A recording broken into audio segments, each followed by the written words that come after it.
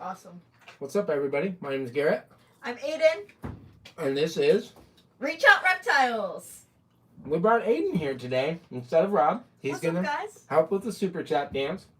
Although he's probably just here to show off his own animals because that's what Aiden's all about, right? You're right. I gotta go get Clementine. Clementine! I'm enjoying a venison jerky stick. So what's up, everybody? I see we got John Feely's always here. Mr. Hack, second. Kevin Smith, how you doing? Status 304 and Tim. What's up, everybody? All right. Well, I hope everyone's having a great new year. It feels good. I think going to 2020 is a nice mental reset. We'll see what we can make of this year. Who's that? Clementine. She's very, very pretty. She's getting some, like, random white spots on her. So she might be calico or something. Yeah. I don't think they'll be able to see. You can try to show it. I don't think it's gonna show up on camera, honestly. I would be very surprised if it ends up showing up on camera. It's really hard to see. But She's there's a like pretty wild looking snake. white streaks going down her neck right here. It goes all the way down to like right here. And there's just like random white streaks. It's very interesting. Duran says, hey Reapers, what's Reapers mean? Is that like the new crowd name for Reach Out Reptiles people? It's like Reach Out Reptiles peeps? Reaps? Reapers? Is that what it is? What's a Reaper? Oh, man. So Aiden thought it was high time that he joined one of these live feeds. Yeah, I don't join them enough. Plus, we have no idea what he looks like when he dances, so that's interesting to me. Yeah, you guys better send in some super chats if you want to see me dance. All right, he doesn't work cheap. All right, so actually we are here just to hang out with you guys and possibly talk about some husbandry stuff. So we made a post, was it earlier this week?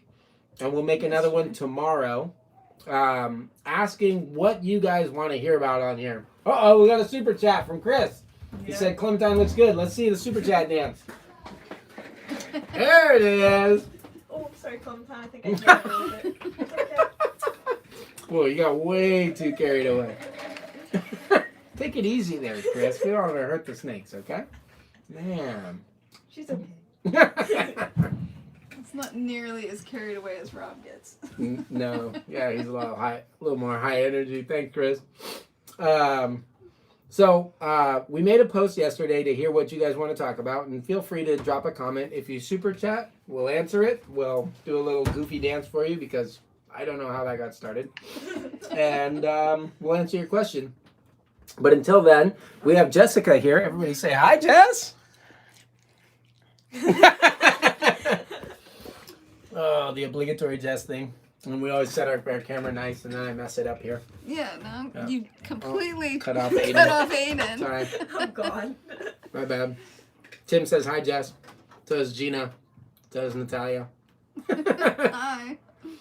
What's our first question for this week? Melinda wants to know. Mm-hmm. Let me see. I would love to learn about your quarantine procedure. What do you do when you add a new animal to your collection? I'd also appreciate any general reptile room hygiene tips. Okay, that's a pretty good question. It's tough for us. There's a lot of really good quarantine protocol. My go-to people for this are Cody and Pia Bartolini. They have awesome quarantine procedures. Mostly because their collection had been devastated at one point or another with nidovirus, which is super, super scary. Crypto and nido, I think, are the biggest threats to pet keeping right now. And they tend to pop up in a lot of mixed species collections. We only have Dwarf and Super Dwarf Retics. Well, we also have the African house snakes, but those are from Warren Klein. And he's like probably one of the most anal people I know about that stuff. Like when I've sold him Super Dwarfs, he has them swabbed and tested for nido and everything. But when we bring in a new snake, which doesn't really happen that often, basically what we do is we try to set them up in a separate room from all the other animals. And your quarantine process is going to depend a little bit on what you're looking for. So if you're looking for nidovirus, for example, that's a tough one because animals can be asymptomatic for a long time, and that can hide. You want to go on our YouTube channel, which you're already on, and search nidovirus. We did a whole video about fish head diagnostics. Offers a test. You can swab the mouth of your snake and test it for nidovirus. They sell them in bulk as well, so you can test your collection and send them in. That's a great way to do it. Like I mentioned with Warren, who keeps his African house snakes, whenever he brings a new snake in, he'll have me test it, which one of the benefits to you guys buying from like a good breeder is they should be willing to help you maintain your own quality standards. So that's one thing we're happy to do. He paid for the test, and we would administer it, and then the results go to him. So, and it's always good. Always they come back negative. But for nidovirus, you want to keep them separate for quite a while, and you want to make sure that and this is probably true of any quarantine, your clean collection or your main collection should always be cleaned first, and then you want to wash up and use separate utensils and then go to your quarantine collection. You don't want to check these new snakes that are potentially have some kind of an issue and then carry it through into your others. So for us, because Super Dwarf Retics are extremely hardy and disease resistant, if we had any suspicion, we really don't get our snakes from people we don't know, that would be a very, very rare circumstance. So if we had a nido test or something administered beforehand, that would be something that I might do from a collection I was unaware of. But we keep them separate. Mostly what we quarantine is for mites. We don't want any mites coming into our collection. That's usually the biggest issue. Yeah, and even when we just go to a reptile show, we now need to quarantine the animals that went to the show to come back because they're exposed to all kinds of stuff. Yeah. So one of the reasons why, people always ask me if I'm going to a show so they can buy a snake there from me. I'm always like, that's the worst way to buy it. If you already know you're buying from me, let me just ship it to you directly from our clean facility to yours.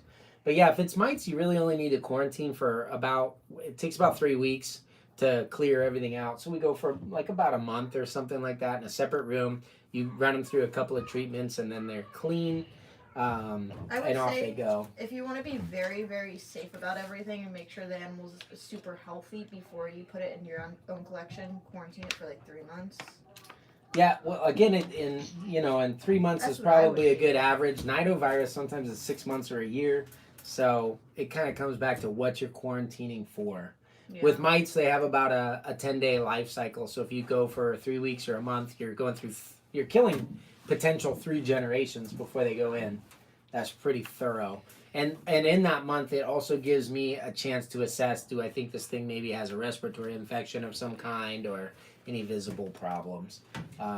We've had enough retics. I've been around enough retics that some of the, any of the easier to detect things I become aware of right away. So I don't know that our quarantine is the absolute best, but Cody and Pia are, like I said, those are the go-to guys for the quarantine scenario. They have a very mixed species collection, lots of crazy stuff, and because they've dealt with nidovirus, they just kind of like a heightened sense of the importance of quarantine. Unfortunately, that's something that not enough people, worry about until after they've had issues. So, but it's actually also one of the big benefits to having a single species collection like we have. And eventually, if we can get the new facility, the house snakes will even be separated from the retics. But if all we have, is an established collection of captive bred retics that we deal with, we don't have to worry too much about bringing those other things in.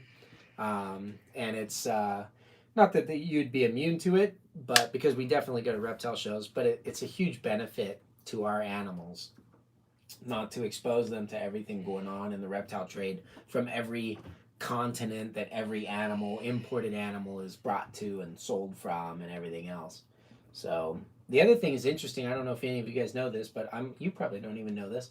I'm a little bit anal about this. I don't like going to shows that have wild caught animals. We go to captive bred only shows. Oh, yeah. That's So. another reason why you don't go to the smaller show, huh? Yeah, we don't go to a bunch of, yeah, exactly. So, but anyway, captive bred only shows, not that you can't have it in captivity. Certainly a lot of these issues do exist in captivity, but we're not exposing ourselves to unknown variables. So. Someone else commented about, that was from Lorga, about nidovirus, naturalistic, and bioactive terrariums. Cohabitation and maternal incubation was they wanted to know about. That they wanted to know about. Mm-hmm. So nidovirus was one. We did a whole video on nidovirus.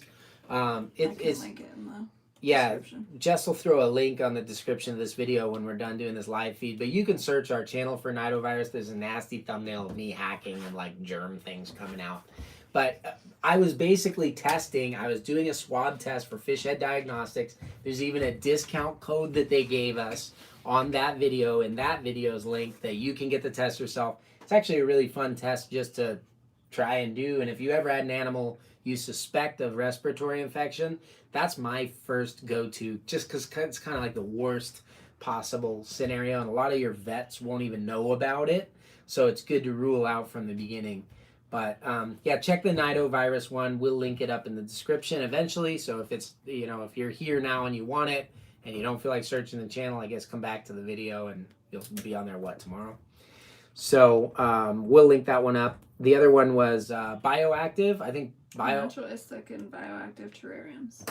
I think they're awesome. Retics are pretty hard on stuff, especially as they get big. So as far as naturalistic goes, just make sure you have sturdy cage Super furnishings. Chat. Go! Woohoo! Super chat. Benjamin Taylor. Out of that one. Thank you, Benjamin. Yeah, it's Aiden's job tonight. It's Aiden's job tonight. You take Yeah, turns. if it gets really hot and Aiden's sweating, then I'll start doing some super chats. But I'm too old for that kind of stuff. Like I said, I don't even know how that got started. Anyway, Benjamin wants to know, how can we tell which shows are captive bred only? NARBC is captive bred only. There's a lot of shows that have, like in their bylaws, they'll say only captive bred animals. I don't have an issue with importing animals, so don't get me wrong. I just don't like rubbing all my nice, clean, captive bred retics on all these wild-caught stuff, And the problem with the reptile trade and wild-caught animals versus just owning a wild-caught animal, because certainly we have wild-collected retics. A lot of their rare locality stuff is wild-caught. But when you're trading them in mass, you're bringing in dozens of animals. A number of those die. A lot of them are, they had whatever illness that is becoming exacerbated as they get into, through all the stressful things with imports and stuff. It just stacks up on those animals, and they're like little disease death bags running around the show. So we even had NARBC. No, you were never there. I was going to say, I don't know if you were there. Poor Aiden. Rub it in. I know. Right? Aiden's never been to a Tinley that actually happened. I mean, he was kind of there. We were on the corner. Some of you guys that have been there might remember this, but there was a big table that did the old deli cup thing and all number of species and technically all captive bred, but they just weren't displayed well. It was not like a quality vendor. And all these random animals were popping out of the tubs, and our animals all have like access to heat and light and everything overnight because it's a long show. So I have all temperature controlled stuff. Their animals were just freezing in these tubs, so they all we had Solomon Island monkey-tailed skink had escaped, a blood python, a couple other things had escaped from this vendor's table, migrated over to ours, and were sitting huddling around our heat lamps and stuff trying to keep warm, poor guys. Yeah, so we gave them to US Arc, to auction off that Saturday night, like the right thing to do. Steal animals and donate them. I'm freaking Robin Hood, baby. I apologize if you were the vendor that was next to me, but keep your animals in their cages. Oh, anyway, naturalistic is fantastic. The animals love it. They really enjoy things like live plants. You just have to get really sturdy stuff. Bioactive is something I've always been interested in, but skeptical of until I talked a lot with Warren Booth, who kept large retics in industry standard size caging on Bioactive. And his cages was like, he'd have a big retic coiled up in this, maybe even less than industry standard, maybe industry standard for the 90s type cages. And he had like 4 inches of Bioactive mud under there. And if the retic had a shed or took a dump or whatever, you could just see the bioactive come alive, and all these little, bugs came up out of the dirt and was just like, and ate it down, and it was amazing. His whole room smelled like forest. And I told him I couldn't believe, I've always wanted to do bioactive, but my thinking was retics are so messy, you would need the world's largest cage. Like maybe if we had a cage the size of this office with a super dwarf in it, the bioactive could keep up. But he has been doing it for years, and he basically said, nope, you're dead wrong. You can do bioactive even in a small setup. It's pretty crazy. I have isopods in Crowley's cage, and they help clean up everything. If there's like little pieces of shed or something, they'll eat that. Yeah. I keep isopods in a lot of my animal cages, actually. We have them in this enclosure over here in the corner. Yeah, I gave you the isopods for that enclosure. Right. Yeah, so we got some cool stuff in there. And basically the idea is that the bugs and bacteria, beneficial bacteria and everything that's living in the substrate will increase to the amount that it's needed. So I don't really see any downside to bioactive. If you want to do it, go ahead and do it.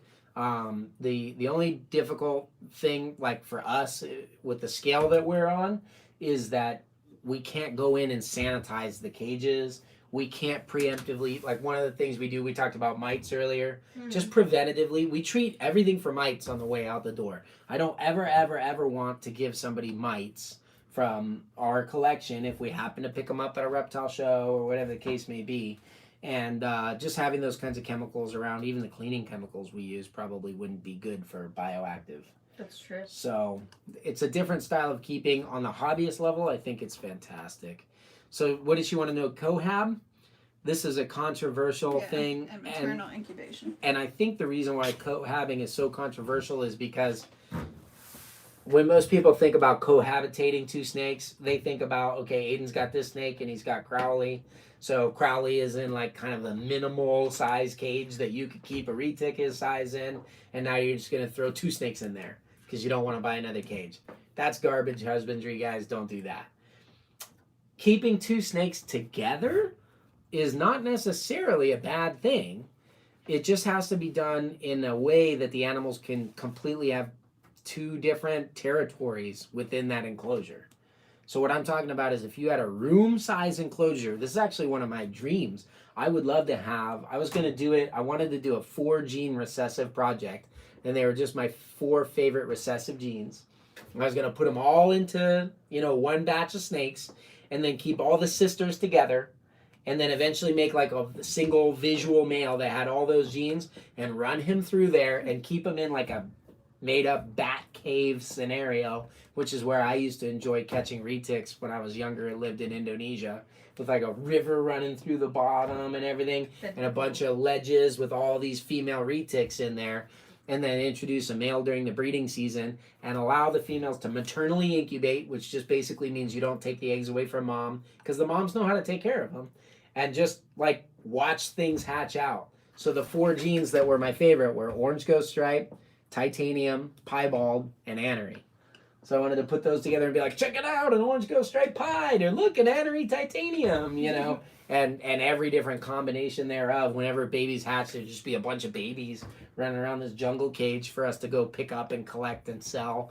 And I just thought it would be stupid fun. So cohab is not bad. There are certainly a lot of people that do it successfully, but it's probably not being done in the way that most people think of with cohabitation. So the most common form of cohabitation is not going to involve retics. It's going to be small stuff. You know what I mean? So Aiden has to do the hog nose dance. This is from Matt Bernardi. I'll hold your snake.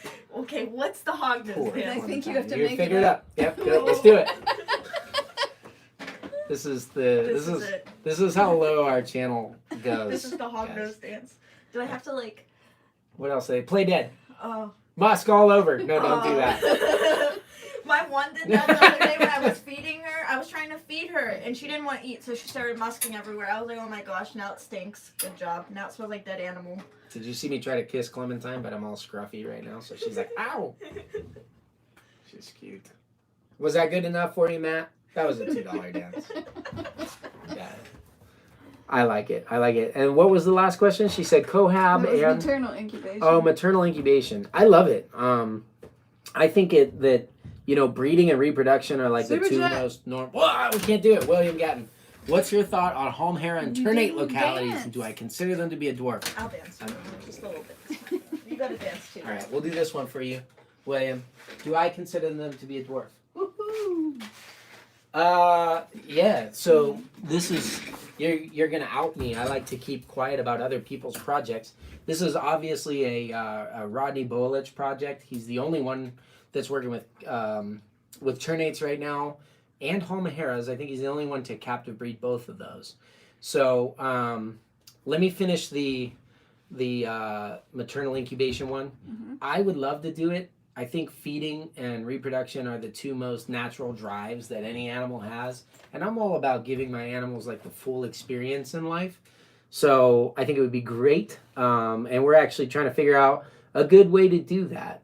So the problem with maternal incubation is you have to have everything exactly right, because the snake doesn't get to choose its den site like it does in the wild, where it has limitless possibilities for what it wants to lay. It's got a small enclosure to do it in.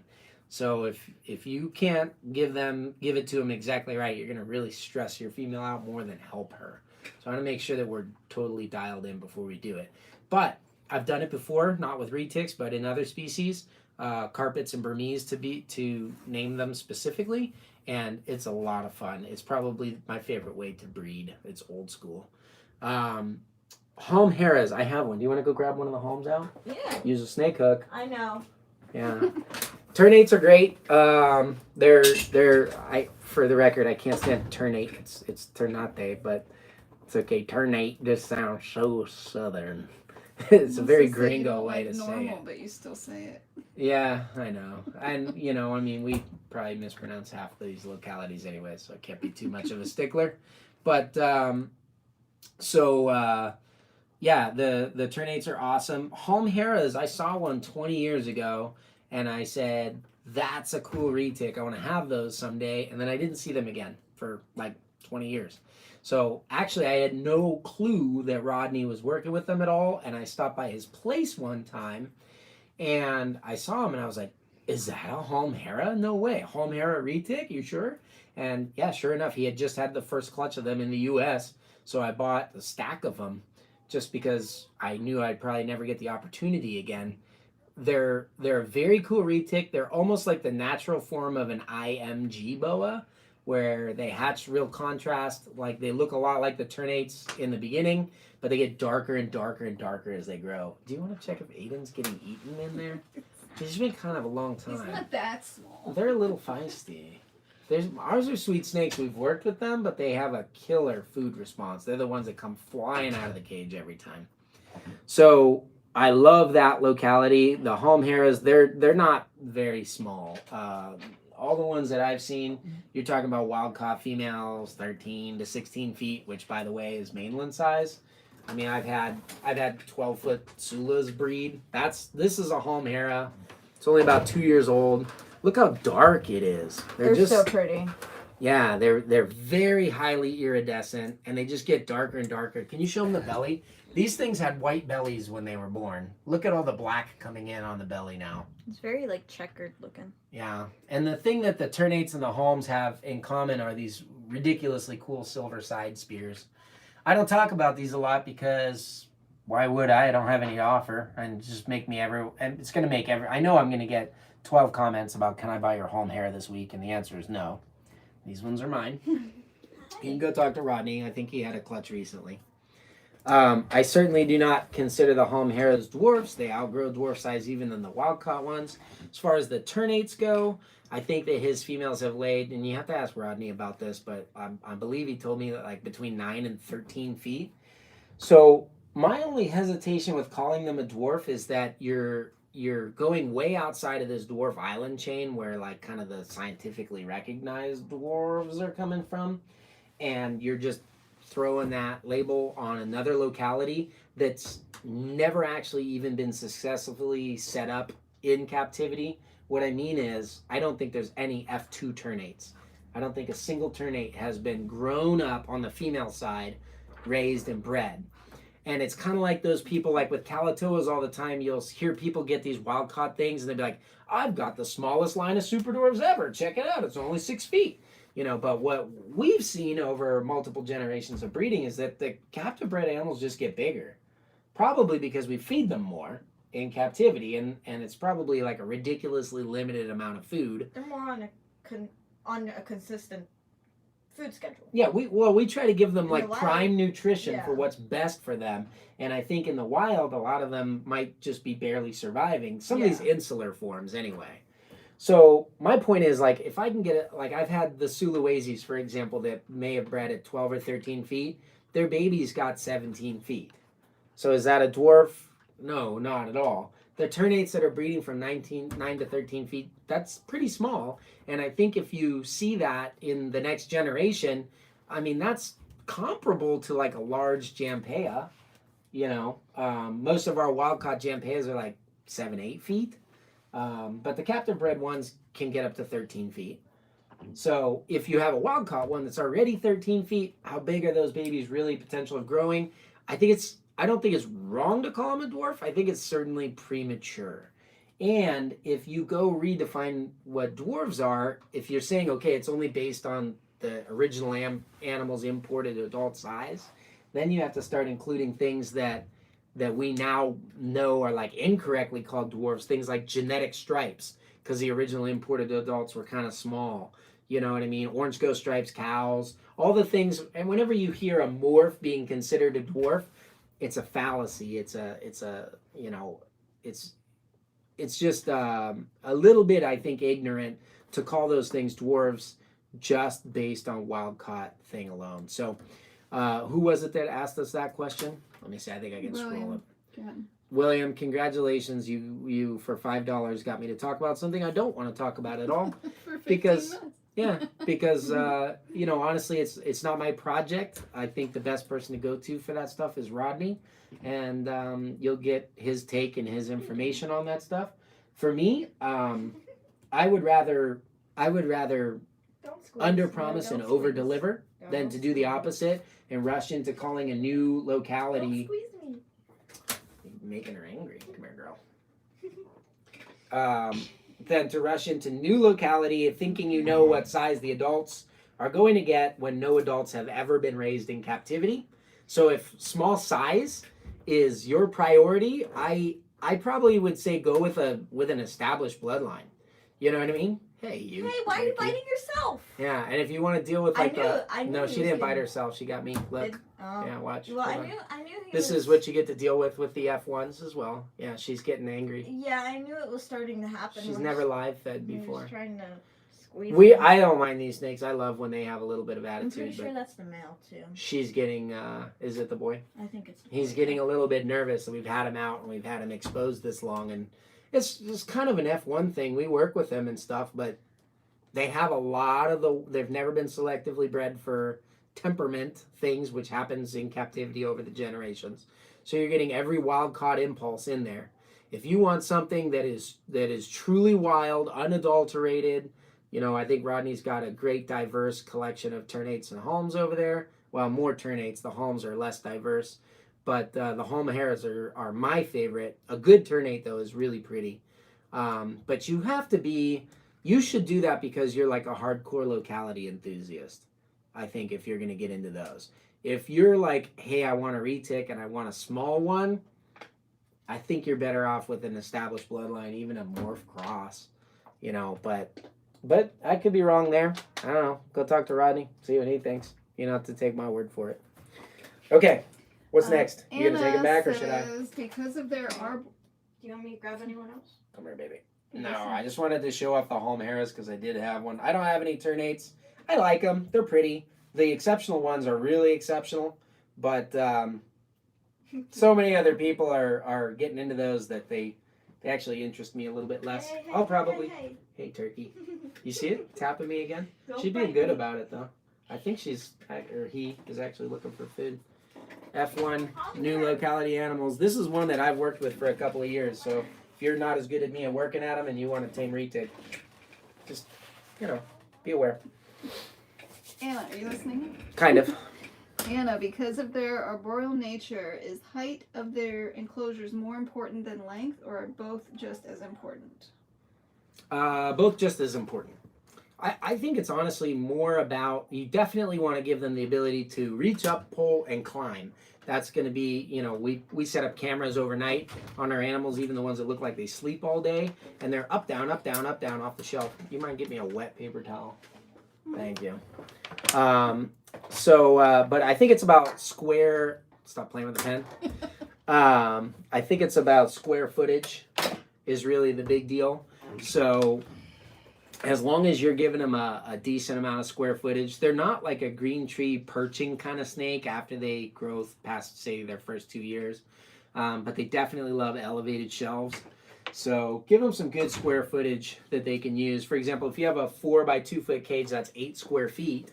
But if you make that thing 2 feet tall and you put a 1 foot by 4 foot shelf across the back, you now have a 12 square foot cage and a very usable amount of space for that animal. So that was a pretty good Halmahera Ternate demonstration, yeah. I love them. I think I they're knew he was phenomenal. about to bite. That's why.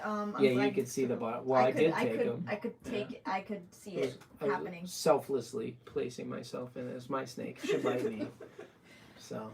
Ryan says. Well, Brian Suppa was asking if we're going to the Pittsburgh Reptile Expo this month. I have never been to the Harmer House Pittsburgh Reptile Expo. The one I'll be at is the Steel City Expo on the 23rd. So another captive bred only expo. Go ahead. Okay, Ryan says, discuss what your favorite things are about the white diamond male. And do you think certain morphs mix better with certain localities due to colors or patterns? Yeah. Okay. I love the white diamond male. He's clean and bright and beautiful, and he passes those traits on to all his babies. The only reason why anyone knows that animal's names is because people constantly send me pictures of his babies and say, what morph is this? And let's say it's like an Anery tiger. People will be like, ooh, I want an Anery tiger. And I'm like, well, I mean, hold on, that's a white diamond line. Can I pull out the Anery tiger girl that you have? The white diamond Anery tiger girl you have? Yeah, you can pull her out. Go get her on a hook, though. That's okay. Rob was just feeding before we started the live feed, so everybody's hungry. It's not really their fault. Everybody asks me to get a snake like that, and just because something carries the label that's the same morph as that doesn't mean it's going to be created equal. That's a really phenomenally selectively bred bloodline. He's awesome, and he's got some new cool thing going on with his genetics that we'll find out. But we actually have some white diamond line gravid animals now, so we should have some stuff coming for you guys in the future. I'm thinking we're going to have... we'll have tigers, super tigers, which will be fun in white diamond line because I've never made them before, and albinos. And we don't have eggs yet, so I'm counting a few chickens before they hatch. But hopefully we'll be able to offer those soon. Yeah, this is that girl. You have to scoot back a little bit. She's deep in blue, so her anery doesn't show off, but it's not really what makes her amazing anyways. It's her pattern. She's got these this crazy banded, these big bubbly lines. She doesn't even look like a tiger. Looks like something entirely different. I absolutely love this snake. Yeah, see how these big, wide, clean bands on her tail and up on her neck, and she's very green. She's got brilliant whites and bold blacks. Not right now because she's deep in blue. This is the definition of a green snake here. Yeah, when she's not in blue. Yeah. So they're really cool, and most of them are pretty small. I haven't made any like really big white diamond line animals. So I mean, we're trying to breed her this year, so you can see she's a fairly small snake. I mean, she's half a bigger as round as my wrist is, so maybe twice as big as your wrist. Yeah. So anyway, that's my favorite thing. As far as localities with morphs, absolutely. Honestly, I don't think the industry is ready for this yet. I don't think we're there. The thing was, like, in the beginning, there was only jamps to make things small, so everyone made jamp everything, and they were phenomenal. Then the Calatoas came along, and everyone made Calatoa everything, and some of them were great, and some of them were pretty ugly, and a lot of people are like, I miss the old jamps. Too bad they're not smaller, because they were only going for size. But Calatoas, for example, they've been very busy, speckly, dark patterns. And so if you're trying to go for clean, light, and bright, they're really not the best animals to use. If you wanted a really small, light, bright animal, you should use Tombolongan or Kiowati. They just haven't been around very long. So if you can find those Tombolongan or Kiowati cross animals on things like Sunfires and Platinums, they're phenomenal. On the other hand, I think that a Calatoa Anthrax would be amazing. Our Calatoa marble stuff is cool. You want to go get that girl next? Do you know where she is in the Freedom Breeder? The Freedom Breeder baby rack, probably like a 4th row up, all the way on the right. There's a marble female. Straight marble, not the platies. I'll show you what a Calatoa Jamp marble looks like. They're just, you can absolutely breed for locality influence. I think one of the probably prime localities to be bred into everything in the future is Tombolongan. And there's 2 reasons for that. The first reason is there's not a lot of genetic diversity for pure Tombolongans. Everything that's exists in the U.S. that's been able to be bought as a Tombolongan has been captive bred, and they're from breeding a brother to a sister. So there's a bottleneck in genetic diversity. The second thing is they're basically like a super dwarf-sized Sulawesi animal. They're phenomenal. Rich blacks, brilliant golds. They're kind of like the classic bright contrast, almost jungle carpet python of the Retics. And so that's a really good one because we need to bring some genetic diversity in anyways. We can't breed pures forever without just making them severely inbred. Bring that girl up to the camera. See how chaotic and speckly this girl is? Because it's too dark over here. She is just, just beautiful. So chaotic. Speckled chaos. Prime example of what the marble should be going into the Calatoa. Yeah, she looks really, really good. And the only way I think you could possibly improve that would be by making like a marble Karampa. Because the Karampas, look at Aiden's face. Because the marble Karampas are, Karampas almost look like marbles sometimes anyway. Yeah. And they have a lot of areas where the black bleeds through and super chaotic. So I think you could double down on it. But again, yeah, the localities can almost be treated like morphs in that they each have their different bents and views and things like that. So, Duran. Woohoo! Super chat. Take it, Aiden. Go. One more. Stop bouncing my snakes. All right. Duran says, dang, Annery Tiger. Well, let's see. Was asked about this. What's the main difference between caramel and mocha? Okay, the main difference is they came from different wild-caught snakes. So they're 2 different allelic genes. By allelic, I mean like a good comparable would be like a Mojave ball python and a lesser ball python. They look pretty different on their own. In combos, sometimes they could be confused. They are compatible. You can breed a caramel to a mocha. Visually, here's the thing about them. You have different things. Because they came from different snakes initially, they probably came from different localities. So I don't know where the stuff came from. I asked originally. I want to say the Indo caramels. Oh, I'm not even gonna say, guys, because I'll guess wrong. But we had actually talked about this in a previous one. But let's say one is Sumatran and one is Malaysian or whatever. That locality influence on the early breedings can have a lot of impact on how they look. We saw this with the Retic ghost. Everyone loves the really pale white Retic ghosts, and as they were bred into Retics that were bred for yellow colors, that look kind of went away. And they ended up looking like a purple or a lavender Retic. A lot of them. Some of the really nicely preserved Retic ghosts still look great. But the caramels in general tend to be, both of them are very dark dorsal pattern, but the caramels still look like some sort of an albino. A mocha on its own does really not even look like an albino. In fact, the first guy to captive hatch a mocha was a buddy of mine in the UK, and everyone told him that it was a normal. And then when they grow up, the mochas tend to have more of like a silver gray background, and the caramels have that kind of orangey albino type background, but with the dark dorsal pattern. So I would say, Duran, use caramel if you want to do lots of cool color genes, like infusing them with bright colors like sunfires and stuff like that. Use mocha where you want like kind of those, I don't know how to describe it, like unsaturated grays, you know, like Annery mocha is one that I really want to work towards. I think anthrax mocha. I think a lot of the pattern mutations go better with the mocha. A lot of the color mutations go better with the caramel. That being said, I mean, we'll use both. We are using both, and like we should be able to see some. So caramel to an albino makes an orange glow. I'm hoping to see some orange glow snows this season, as well as more mochino snows. So we'll get both, and we can compare, see what we like better. I like that. Yeah. Yeah. I can't wait to see those babies. Have you ever seen an orange glow in person or a caramel? In person, I don't know. They're not here, so you'd have No, to see them probably somewhere not. else.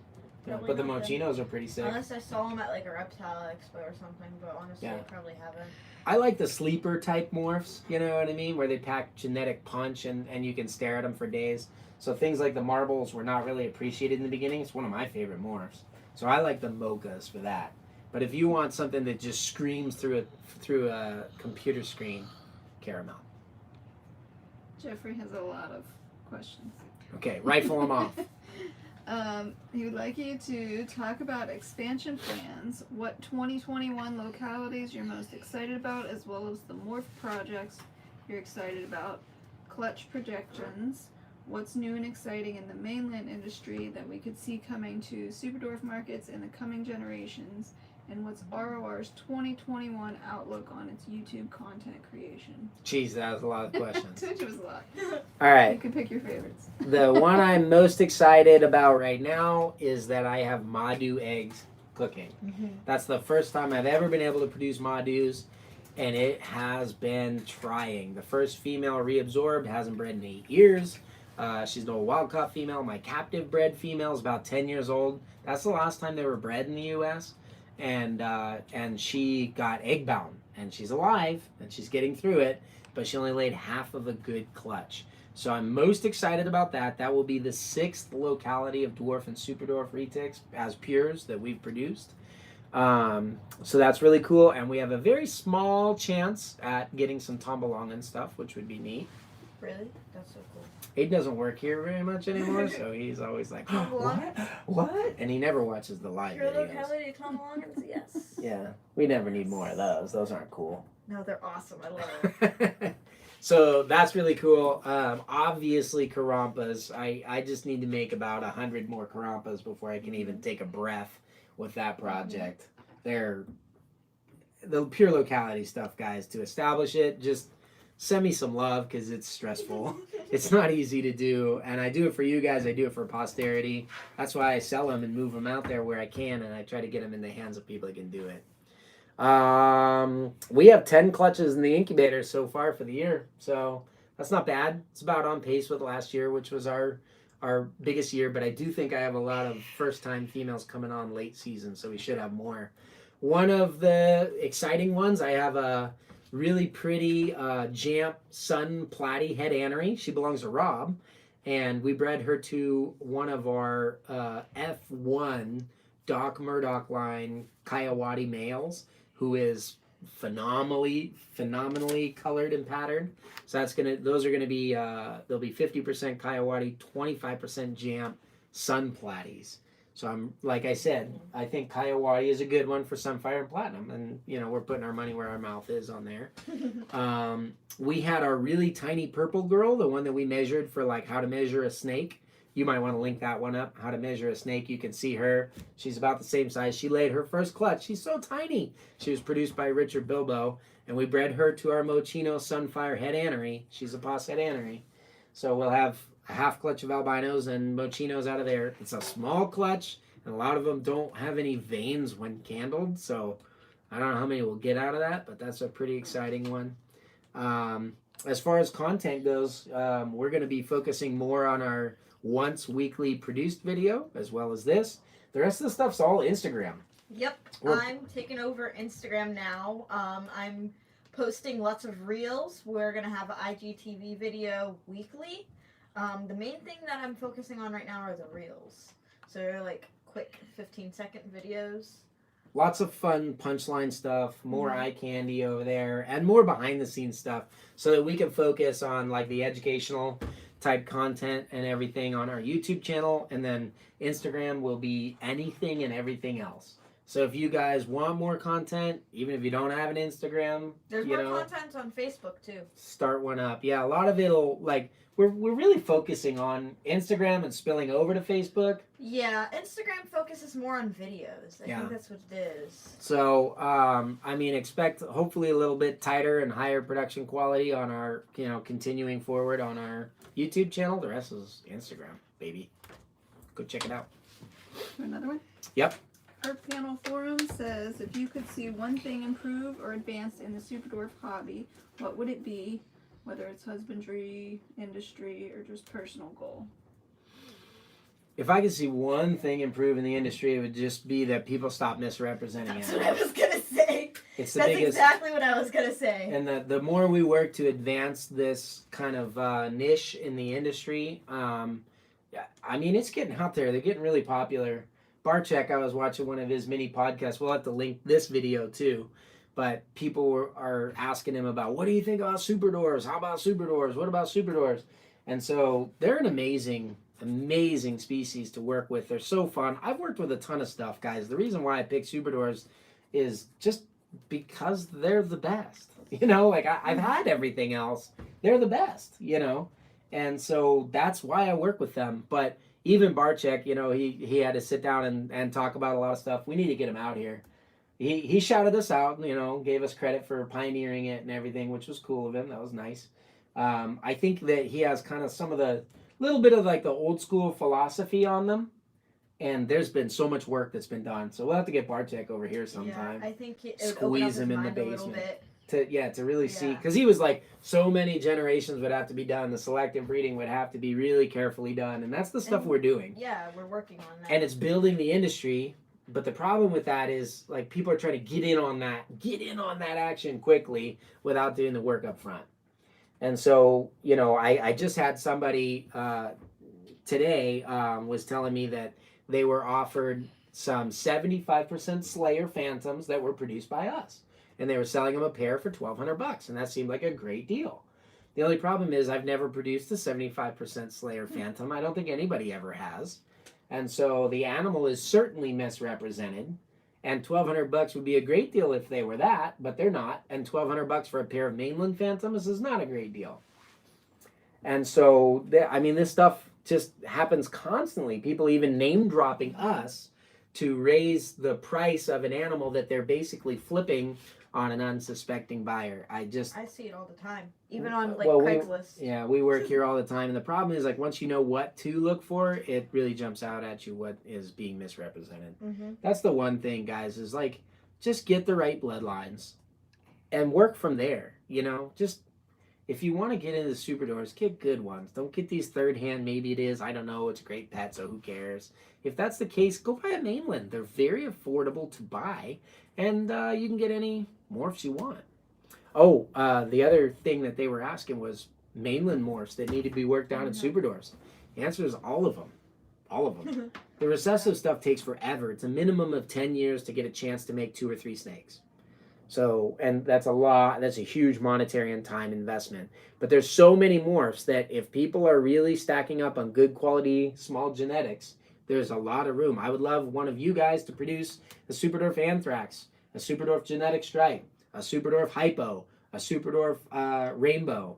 I want to see Superdorf Pieds. I want to see Superdorf Mochas. I want to see Superdorf Caramels. I want to see Superdorf Ghosts. I mean, we can just go on and on and on and on. There needs to be, there's a couple of orange ghost stripes, but there should be way more of those. There's just so many morphs, and each one takes lots of time. So people might see that as a downside, but I see it as long-term viability of this part of the hobby. So lots of people want these snakes, lots of people want them smaller, so there's a lot of room for good breeders to make a living.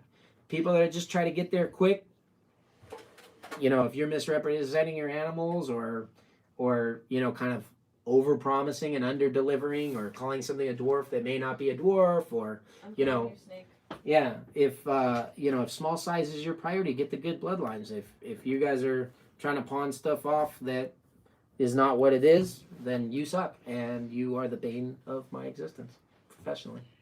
Is that a good way to say it? Very Sorry, specific. it's almost ever. There's more Yeah. people that suck with Dwarf and Super Dwarf than are good with it. A lot more. So we put all the good ones on our channel. You can find them. Go buy from those breeders. They're good people. They deserve to be supported. Okay, Matt says, can you talk about the business side of things? Like if you were just starting out, how would you go about choosing your first investment quality animals? Would you go with hets or visuals, and why? Oh man, I made a 2-part series on this. We gonna link those too. It's like part 1 and 2 about how to choose the right investment animals. There's a lot of variables that go in there, and it really depends on your direction.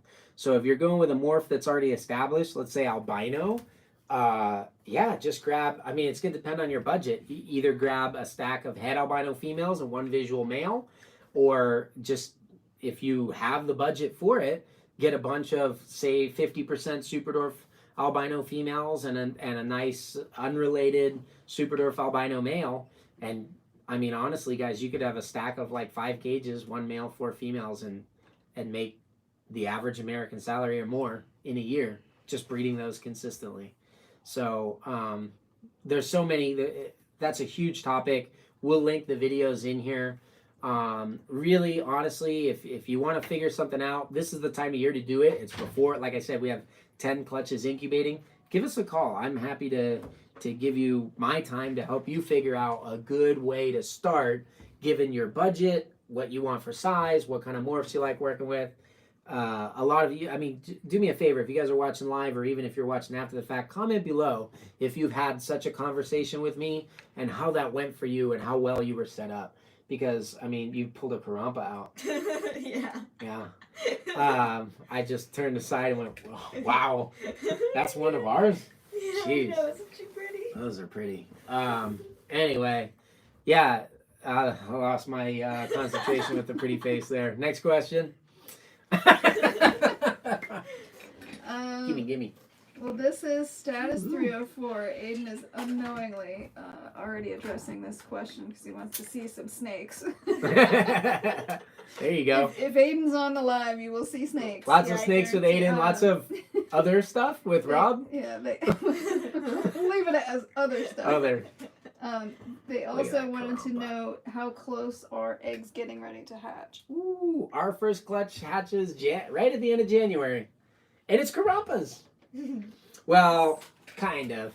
We have a clutch that's coming with Richard Bilbo too that's really cool. So these will hatch at his place. He's our Reach Out Reptiles West. If you haven't seen that video, we'll link it in the description. Richard Bilbo video tour. More work for Jess.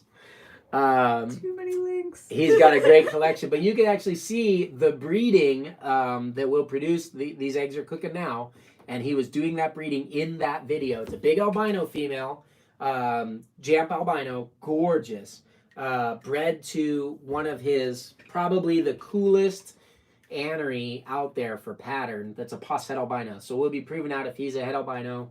We might be able to make some really high quality dwarf, super dwarf cross. Hopefully albinos, please prove. But if at the very least they'll be double het snows, and it'll be like a new spin on that bloodline.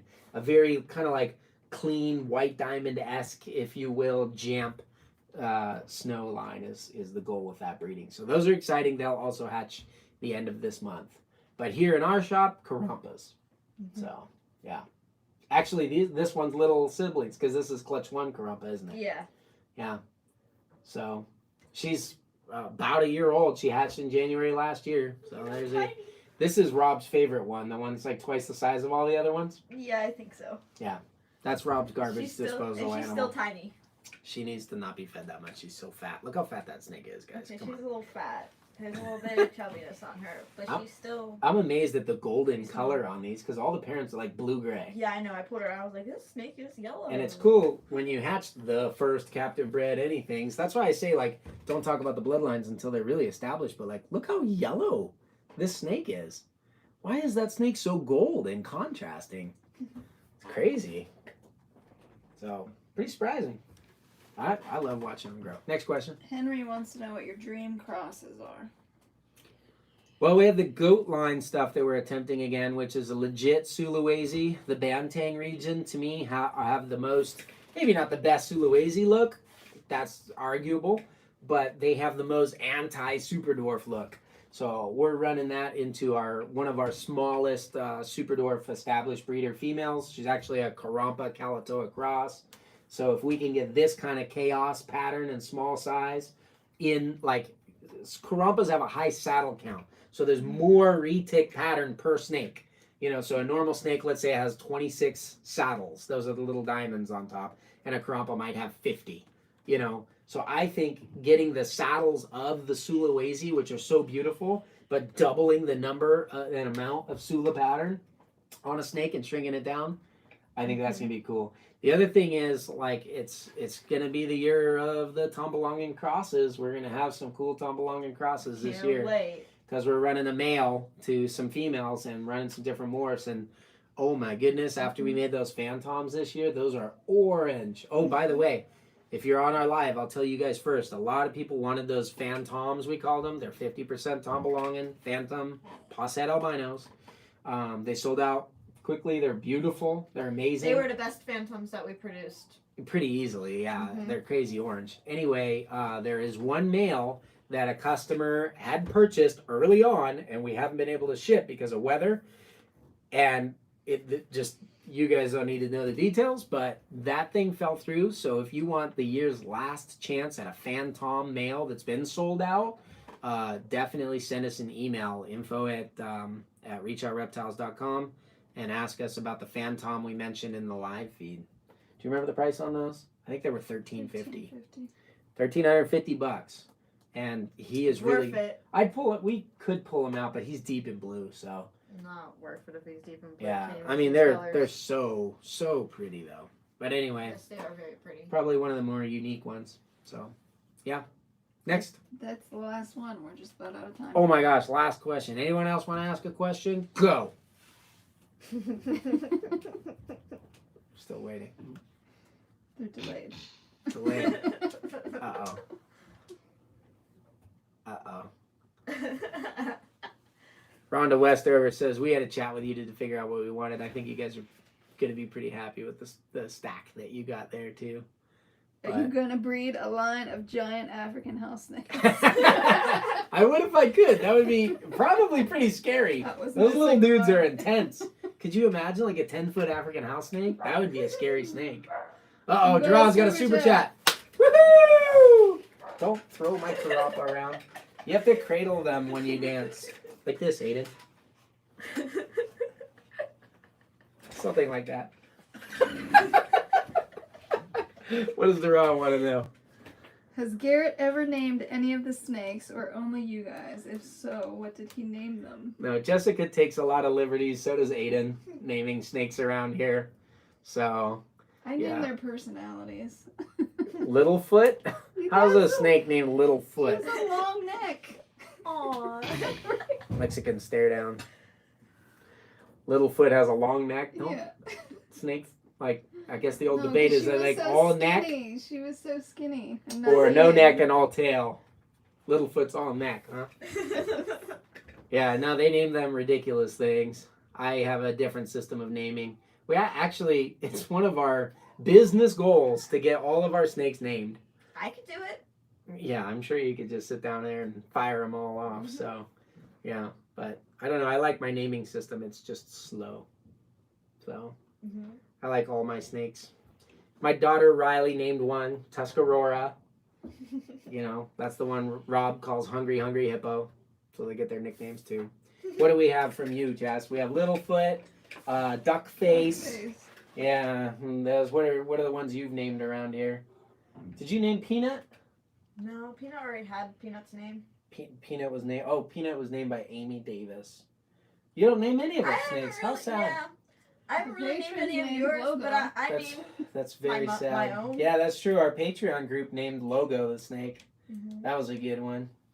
That was part of Are you Ginger telling me just that I said need to logo. start naming snakes Yeah. now? A riot. If I start naming snakes, is that actually going to be their names? Because I will.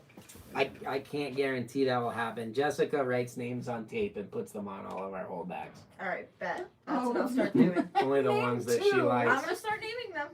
Only if I like it, I'll leave it. If I don't, I'll peel that tape off. All How right, about well, all right, deal. that? I'll name all of them. At least half of them you'll like. This Karampa female doesn't have a name. What do you guys think? Let's name the first captive bred Karampa ever hatched right now. Go. Karampa. Name it. Hurry. Go. Let's see. Her Natalia mom's name is says, Heather. Have folks donate for the privilege of naming a snake. Oh, there you go. I just offered it for free. Good job, Natalia. You should be our business consultant. How about this one? What do we see? Name it Rob. No, Andrew. Natalia. Why would you name it Rob? We're not naming it Rob, Andrew. Jeez, not the girl. Shanty? Rainy. Am I saying that right, Natalia? Shanty? Zelda. That's a good one. I can remember that. I like Corona. No, I want to forget that. Krampus? I don't know why. That's kind of funny. Bigfoot? This one's all tail. Krusty the Karampa. I'm going to name that the dad. Tiki. That's cute. I like Tiki. Bowser. These are some pretty good names. We might have to apply these to some of our other snakes. I don't know. Tiki the best. I would say I would go with Natalia's name, Shanty, because she was the one with the good advice, but I don't think I can remember that. I'll tell you what. It means peaceful, she says. That's cute. I don't speak that language. I'm naming it Natalia. Done. This one's name is Natalia. All right. Write it on the tub. Take a piece of tape and a Sharpie with you. All right. How's that? You should You still name, kind of got to name you it, should Natalia. name a new one every live. Whatever. Just use the blue. Should we? Yeah, we should name a snake on the live stream. Would you guys That's like that as a smart. segment? Give That's this video smart. a thumbs up if you want us to name a I need new a pen. holdback on every live. They're right there. No, Sure. there isn't. Sharpies. Oh yeah, Sharpies. You're right. You're That's right. a silver one. I should use a Sharpie. Natalia. All right. You're gonna have to help me how to spell it. Natalia. All right. Okay, guys. Well, that's it for us this week. If you guys, I believe the video we have going up this Friday from Thomas is actually a little bit of our misadventures with the Madhu female that we talked about.